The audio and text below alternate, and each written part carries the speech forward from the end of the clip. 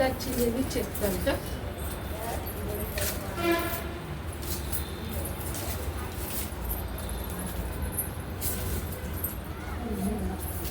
ఇది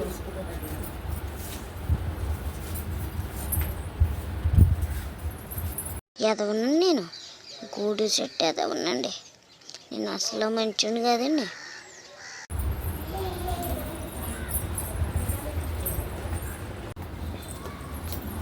ఇప్పుడే ఊడ్చినాయి వచ్చి దొబ్బింది ఆకిట్లా. ఎవరు తీసుకుంటే ఏం మాట్లాడతాను? కొంచెం అన్న సిగ్గు సేరం లేదు, ఇప్పుడే ఊడ్చిన మళ్ళీ వచ్చి అంతా దొబ్బి. అన్నీ అంటాను. నేను ఉడవను, నువ్వు చూసినావా? నేను నన్ను అనుకుంటాను. ఊడ్చినాక ఇట్లా నీళ్ళు ఉన్నది పక్కకి, ఎవరు దొబ్బుతుంది మరి? అయితే నా ఇల్లు ఉంటే నేను వచ్చి గాలికి వచ్చింది కావచ్చు. అది గాలికి ఒక కాడికి వచ్చి ముద్దగా కూర్చుంటుందా? పడుతుంది గాలి అన్నాక ఒక్కొక్కసారి అట్లనే వస్తుంది. ఒక్కసారి నన్ను అన్నావు అనుకో బిడ్డ చెంప చెల్లు అని. ఊడ్చిన కాడ వచ్చి పోస్తే మీ తాత చూడతాడు అనుకుంటారా? మా తాత ఎందుకు కుడతాడు? మీ తాత నాకు చూడమని మరి ఎందుకు దొబ్బిన ఊడ్చినాక? నేను ఎక్కడ దొబ్బింది? నేను దొబ్బగా నువ్వు చూసినావు ఏమన్నా? మరి దొబ్బ నాకు ఇట్లా చెత్త ఎట్లా వచ్చింది? ఇంకోసారి అన్నావు అనుకో మంచిగా చెప్తాను. నా నోరు అసలే మంచిది కాదు.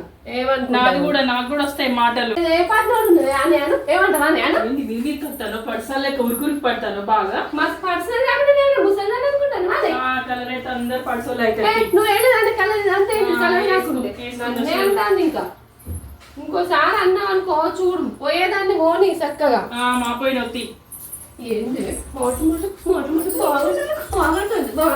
నువ్వు ఇవాళ నన్ను కొట్టింది. మా ఆయన వచ్చినాక నువ్వు నీ సంగతి చెప్తా నేను ఇక్కడే కూర్చొని. మా ఆయన కూడా అంటాడు. మా ఆయన వచ్చినాక మా ఆయన నాతోనే వచ్చి నాతో లొల్లు పెట్టి నన్నే కొట్టిపోతాను. అబ్బో ఎట్లేస్తాను చూడు, ఏదో నిజంగానే కొట్టినట్టు. పుట్టిననే కానీ కొట్టిందా ఇప్పుడు? ఇట్లా చేయేస్తేనే కొట్టినట్టు చేస్తాను. సత్తం అయింది ఇప్పుడు. కొట్టిందో కొట్టలేదు అంతా తెలుస్తుంది కానీ నువ్వు పోయిగా కొట్టి ఇంకా మళ్ళీ మాట్లాడు. నా మీదే ఎక్కించి చెప్పాను బిడ్డ, నీ సంగతి చెప్తే చూసుకో. ఎక్కించిన మాటలు నీకే వస్తాయి, నాకు కాదు.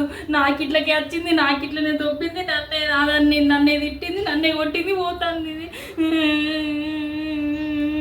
దీని సంగతి చెప్తాను.